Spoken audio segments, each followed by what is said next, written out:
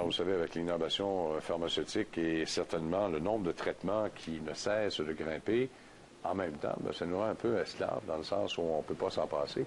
Il y a eu un congrès qui s'est tenu à Chicago, une conférence s'est tenue à Chicago récemment. On en discute avec Yannick Labrie, économiste de l'Institut économique de Montréal, l'IEDM.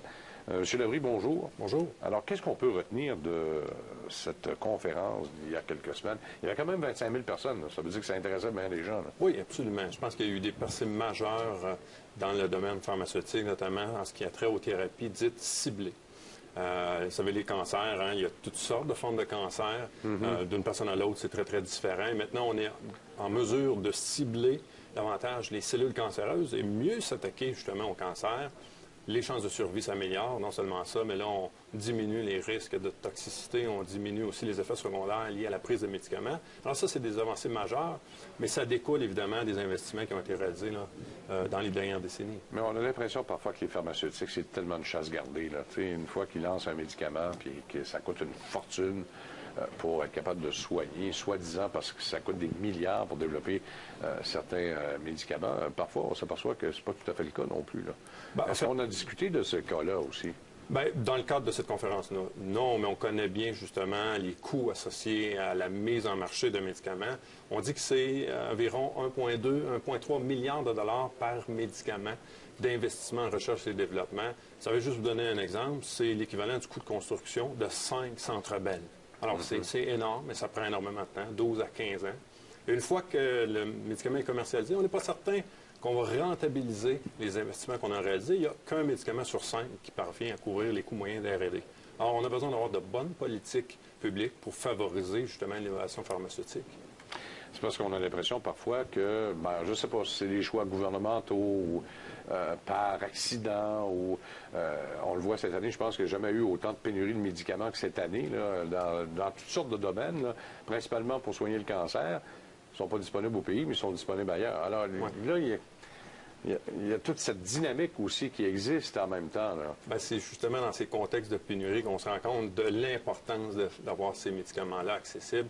Je pense que ces pénuries-là découlent souvent de mauvaises politiques publiques. Là. Si on parle, par exemple, des pénuries qui ont touché les hôpitaux montréalais, là, on a disons, une entente d'approvisionnement avec un fournisseur unique. Et là, c'est extrêmement risqué parce que, justement, en cas de rupture de stock, on se retrouve avec des patients qui n'ont pas leurs médicaments. Oui, alors, moi, je pense qu'il y avait deux, et puis là-dedans, permettez-moi, il y avait deux fabricants. Il y en a un qui coûtait 70 de la dose. L'autre, quand il a vu ça, il s'est rendu 4 000.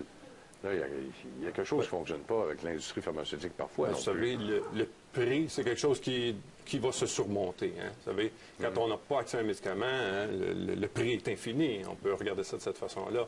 Moi, je pense qu'on doit revoir cette politique du fournisseur unique. On l'a déjà dénoncé publiquement.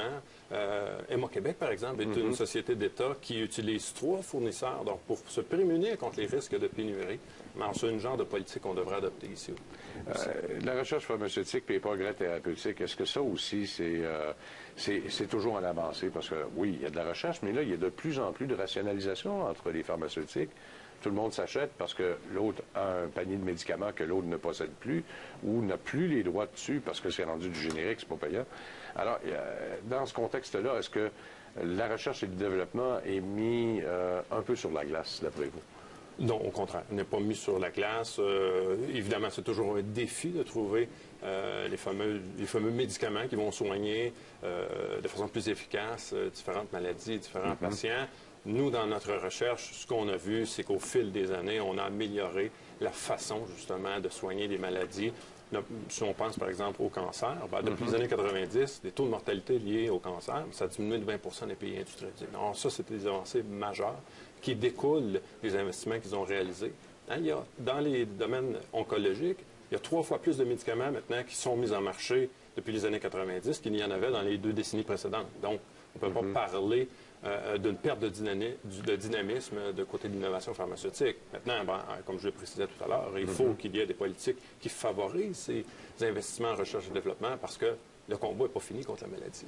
Non, ça c'est clair. Et d'ailleurs, on l'a vu avec tout ce qui s'appelle maladie cardiaque, l'hypercholestérémie, l'hypertension, etc., etc. Dans les années 60, les gens mouraient fréquemment en bas âge en raison de problèmes de cholestérol. Aujourd'hui, on voit presque plus ça, là. Oui, de moins en moins, effectivement. Et ça, c'est la raison pour laquelle on parlait des cas de cancer. S'il y a une incidence de cas de cancer, puis on se préoccupe davantage de cette maladie-là, c'est précisément parce que les gens vivent plus vieux et ne décèdent plus, par exemple, de maladies cardiaques. Vous savez, dans les années 40, le traitement standard, c'était le repos au lit pour les patients qui souffraient de maladies cardiaques. Maintenant, avec les nouveaux médicaments qui sont disponibles, bon, les statines, par exemple, le Lipitor, vous avez parlé d'autres types de médicaments, on diminue les taux de cholestérol dans les artères. Bien, maintenant, c'est une baisse qu'on a observée là, de 50 des taux de mortalité liés aux maladies cardiaques depuis les années 70. Ça, c'est phénoménal comme développement. Et là, avec la recherche et le développement, on parlait du cancer, VIH. On n'est pas loin du jour non plus où on trouvera finalement le fameux remède miracle qui permettra de guérir les fameux cancers, mais également aussi le VIH. Absolument. Je pense que c'est là qu'on a besoin de la collaboration, évidemment, des compagnies pharmaceutiques et des gens du milieu académique.